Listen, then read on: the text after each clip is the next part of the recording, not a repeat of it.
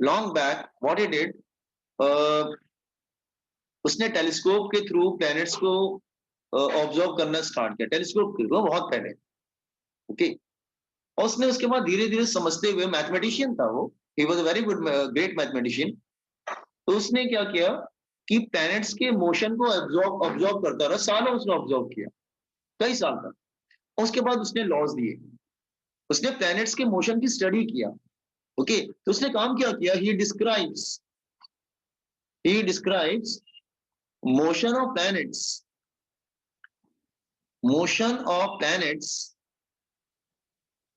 Around sun. उसने हमको पहली बार ये बात बताया कि प्लैनेट्स किस तरह से रिवॉल्व करते हैं अराउंड द सन, और उसने 3 लॉज दिए जो करेक्ट थे बिल्कुल। Okay, he gave 3 laws. Now first law को बोलते हैं law of orbits, law of orbits. उसने हमको ऑर्बिट्स के बारे में बताया। ओके, उसने हमको ये बताया कि ऑर्बिट्स कैसा होता है। तो he was the first one जिसने हमको बताया कि प्लैनेट्स का जो ऑर्बिट होता है वो सर्कुलर नहीं होता है, वो इलिप्टिकल होता है basically. Is it clear?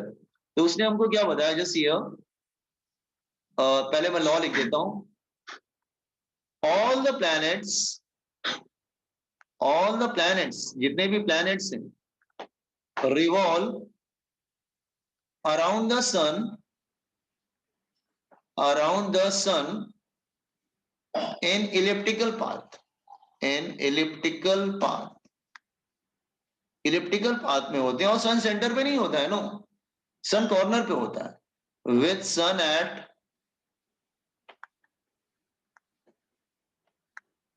One of its 2 foci. Foci क्या होता है बताते हैं, जैसे उसने हमको क्या बताया, see this one here, all the planets revolve around the sun elliptical path. और सन 2 फोकस होते हैं बेटा, दिस सन इलिप्स में ये इलिप्टिकल पाथ है, इसमें 2 फोकस होते हैं, F1 एंड F2। आप लोग ने मैथ्स लिया है तो उसमें देखेंगे 2 फोकस होते हैं, F1 F2, these are called focus, इनको हम लोग फोकस बोलते हैं। ठीक है, तो उसने क्या बताया कि जो सन है ना, वो सेंटर पे नहीं होता है, वो कहां पे होता है, वो या तो फोकस नंबर 1 पे होगा या फोकस नंबर 2 पे होगा। तो let's say I am taking sun at focus number 1, suppose कर लो ये सन है, ये फोकस नंबर 1 पे है सन, और प्लैनेट रिवॉल्व कर रहा around the sun like this way, here in planet. तो उसने क्या बताया, all the planets revolve around the sun in elliptical path, elliptical path में रिवॉल्व करता है, with sun at one of its 2 foci, दोनों फोकाई में से कोई एक फोकाई पे सन होगा। उस पर जाने की जरूरत नहीं है कि सन फोकस नंबर 1 पे है कि 2 पे है, वो मैटर नहीं करता। मैटर ये करता है कि सन सेंटर पे नहीं है, दैट्स ऑल। वो कॉर्नर पे रहता है, या तो F1 पे रहेगा या फिर F2 पे रहेगा। किसी प्लैनेट के लिए F1 पे रहेगा, किसी प्लैनेट के लिए F2 पे रहेगा। Okay, now this is one thing. अच्छा, तुमने ध्यान दिया, अगर इस तरह से रिवॉल्व करेगा तो ये बताओ फिर उसका जो डिस्टेंस होगा सन से, वो बार बार चेंज होता रहेगा।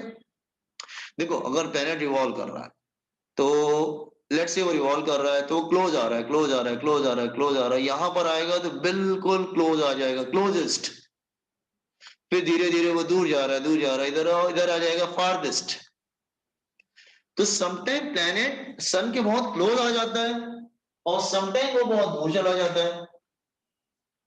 Is it clear? नो, तो जब क्लोज आता है, जैसे ये जो डिस्टेंस है ना, ये डिस्टेंस मिनिमम है, आर मिनिमम, और ये डिस्टेंस सबसे मैक्सिमम होता है, दैट इज आर मैक्सिमम। एक बात ध्यान रखना, जब डिस्टेंस बहुत ज्यादा कम होता है तो वेलोसिटी उसकी मैक्सिमम हो जाती है, और जब डिस्टेंस मैक्सिमम होता है तो वेलोसिटी मिनिमम हो जाता है। इसका मतलब प्लैनेट का स्पीड और डिस्टेंस दोनों सेम नहीं होता है। जब वो क्लोज आएगा तो स्पीड बढ़ती जाएगी। देखो, जब प्लैनेट क्लोज आ रहा है speed is increasing increasing increasing, वो मैक्सिमम पे आ जाती है, फिर वो दूर जा रहा है, फिर स्पीड कम होती जाती है, कम होती जाती है, मिनिमम। तो डिस्टेंस के अकॉर्डिंग उसका स्पीड चेंज होता जाता है। ऐसा क्यों होता है? प्लैनेट ऐसा क्यों करता है? व्हाई? तो इसका आंसर ये है कि प्लैनेट कीप्स, आप कहेंगे अच्छा हमने लीनियर मोमेंटम पढ़ा था ना अभी, मोमेंटम का फॉर्मूला क्या होता है? Mass into velocity. अब एक और मोमेंटम होता है जो 12th में पढ़ेंगे, मैं रिपीट कर रहा हूं, उसको 12th में पढ़ेंगे। वो होता है एंगुलर मोमेंटम। मास, वेलोसिटी, रेडियस तीनों आते हैं उसमें। तो ये 12 में पढ़ेंगे, रोटेशनल मोशन में आता है, वी स्टडी इन क्लास 12। तो ध्यान रखो, प्लैनेट ऐसा क्यों करता है? Because planet keeps angular momentum constant. Angular momentum, not linear momentum, angular momentum constant.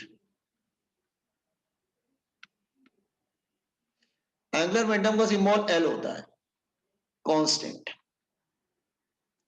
Angular momentum का फॉर्मूला होता है, ये 12 में पढ़ेंगे ये भी, ठीक है? उनको याद यूज यहाँ एक्चुअली ग्रेविटेशन पहले 12th में था बेटा। जो आप लोग जब दिस ईयर आया ना तो उनको इसको 11 में डाल दिया गया, एक्चुअली 12th में था ये बेसिकली, समझा ना? तो पहले 12th में था, बाद में 11th में शिफ्ट कर दिया गया इसको। ये 12th का टॉपिक था बेसिकली, ओके? बोर्ड्स में आता था बेसिकली, ओके? तो एंगुलर मोमेंटम का फॉर्मूला होता है मास, वेलोसिटी, रेडियस। एम मतलब mass of the planet, R मतलब radius of the planet, V is the velocity. जैसे कोई प्लैनेट अगर रिवॉल्व कर रहा है ना, एम क्या होगा? मास, वी होगा उसका वेलोसिटी, और आर होगा उसका radius. M V R is constant, तीनों के प्रोडक्ट को कांस्टेंट रखता है। अच्छा, मास तो प्लैनेट का मास तो चेंज होगा नहीं, इसका मतलब हुआ कि v into R is constant. इसका मतलब हुआ velocity and radius they are inversely proportional to each other.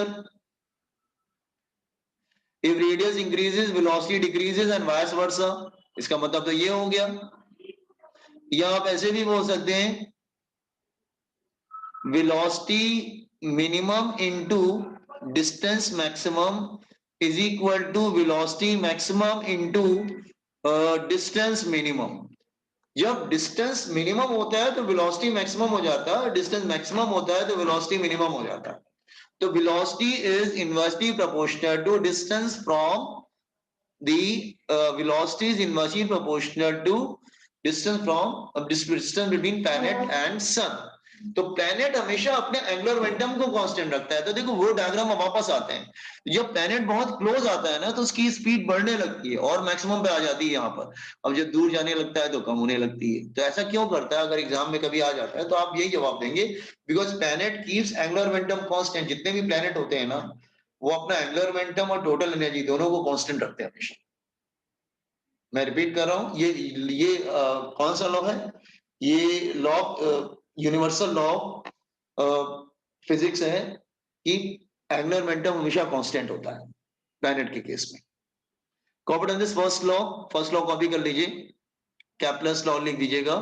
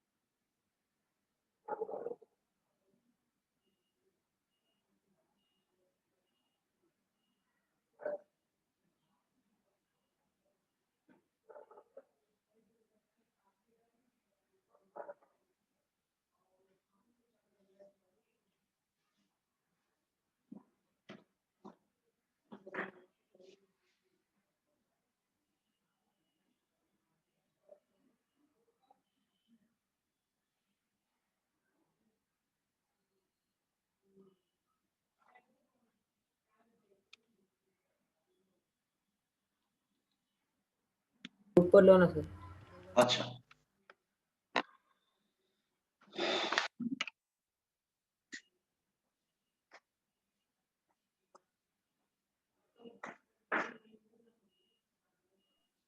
So scroll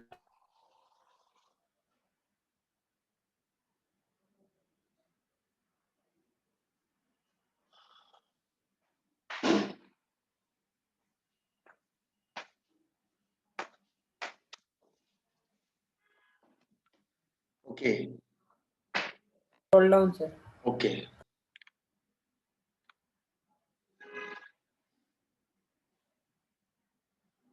velocity is inversely proportional distance, तो प्लैनेट का डिस्टेंस फ्रॉम द सन, मतलब अर्थ के केस में अगर लोगे तो अर्थ का डिस्टेंस सन से और वेलोसिटी वो चेंज होता रहता है। सर हाँ बोलो। सर यहाँ एल इक्वल्स टू मीन्स मतलब एल मतलब एंगुलर मोमेंटम का सिंबल है। एंगुलर मोमेंटम में क्वांटिटी है, क्लास 12 में पढ़ोगे बेटा इसको।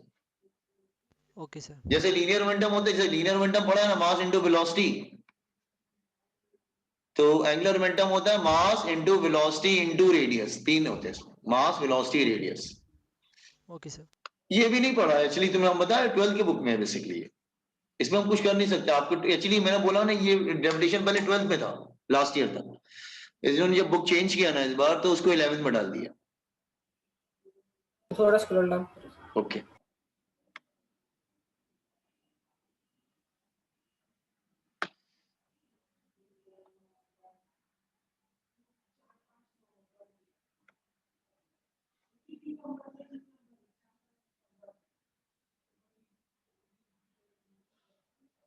एल मतलब एंगुलर मोमेंटम, समझो एंगुलर मोमेंटम। 12th में फर्स्ट चैप्टर में पढ़ेंगे इसको, एंगुलर मोमेंटम।